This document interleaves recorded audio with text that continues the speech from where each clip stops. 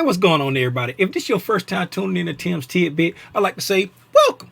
If it's not your first time tuning in, I still want to say welcome and extend a hearty thank you for always tuning in to Tim's Tidbit. And you are now viewing Mama, I Want to Trade. Hey, hey.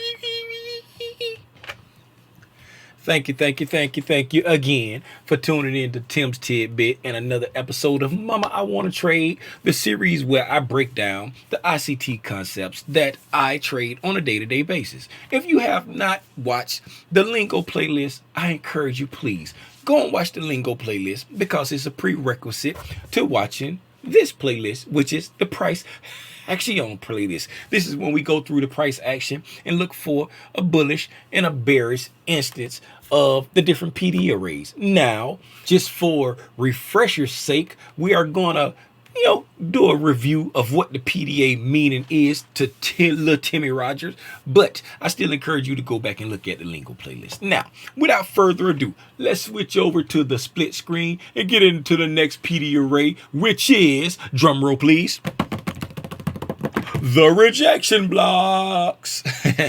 Let's get into it and review what Lil Timmy Rogers see the rejection blocks as. Now, I like to call it the turtle soup.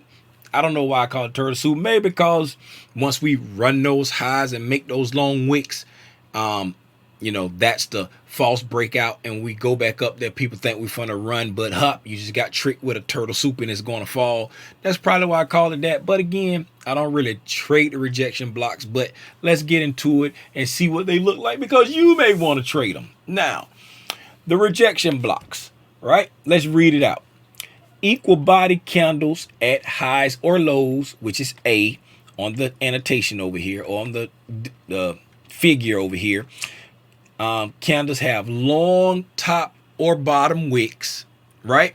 And price moves back above or below the equal bodies at C. Now, let's see. We come up here. We make a run on stops, right? We come up, make a run on stops because you got this long wick, right? You got equal body candles there. Got these long wicks. You can tell it was a run on stops, right?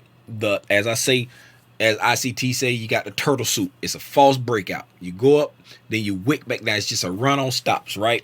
When price trades back above those equal bodies, the distance between the body and the highest wick right there, that acts as the rejection block. When price trades back up into that, it's met with heavy distribution in the opposite direction. That's the rejection block. That's how Lil Timmy Rogers see it. Now, let's go see if we can find it in price action.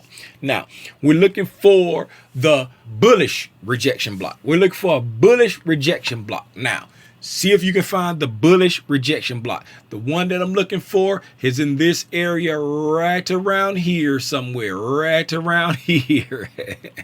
Let's go ahead and put the annotation on the screen. Could you find it before I gave you the clue? Let's see. Boop, there's your annotation on the screen. Let's read it together. Price sells off to a discount market, right? It sells down into a discount market, right? Once it sells down into a discount market, it makes a run on sell stops. As you can tell by the long wicks, right? It's like a stop hunt, a stop run. Apologize for hitting the mic. A stop run. You see the long wicks, right? Right, the area between the candle body or bodies, because it can be one candle or multiple candles, and the lowest wick acts as the rejection block. So this area right in here, that's the rejection block right there. And let's put the annotation on the screen for the rejection block. Boop, that's your bullish rejection block. And as you see, this right here, this right there, I'm looking at the timestamp. Right there, this looked like it was a news candle. So even the news candle respected the rejection block, right? Once we traded back down to it with regular price action, we came to the rejection block, hit it, and rallied off, right? But even the news candle respected the rejection block. Came down, and then once price traded back in normal price action, it hit the rejection block and went again. Now, let's go back one more time for anybody that I may have lost. The price action is coming down. It comes down to a discount market.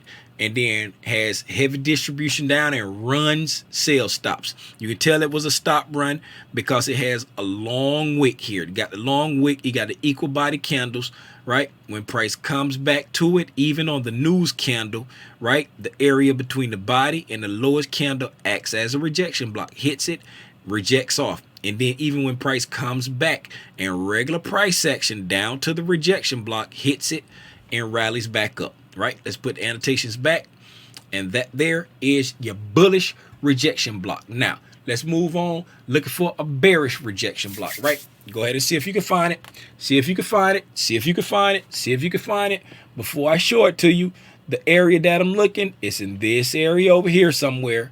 This area over here somewhere. Did you find it? Could you find it? Did you pause it? Did you look for it? Do you even care? Let's put the annotations on the screen.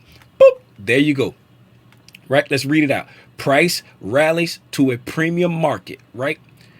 Right? It rallies to a premium market and makes a run on buy stops. You can tell it's a run on buy stops because of the long wicks right there.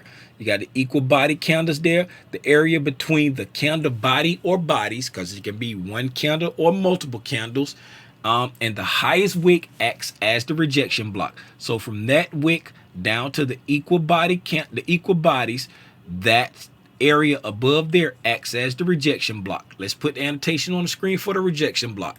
Boop. Then there's your bearish rejection block. When price trades back up to it, it sails off. We get the pang-ow. When it went to the rejection block, pang-ow, sold off, right? Let's back it up one more time for anybody that we may have lost. Here we go again. Price rallies up to a premium market, right? Had run on buy stops with the long wick, got equal body candles there to reinforce it. I like to see the equal body candles. The one candle, it can still work, but I like to see the equal body candles, right?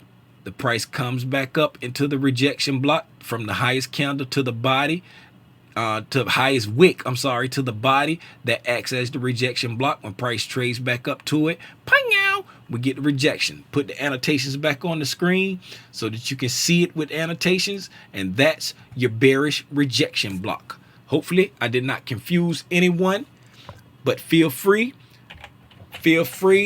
to watch this as many times as needed, or you can go to the ICT video detailing what the rejection blocks are to see it in its full glory. And I thank you again for tuning in to another episode of Mama I Want to Trade. Hey, hey. And I'll see y'all in the next one, man. Gone.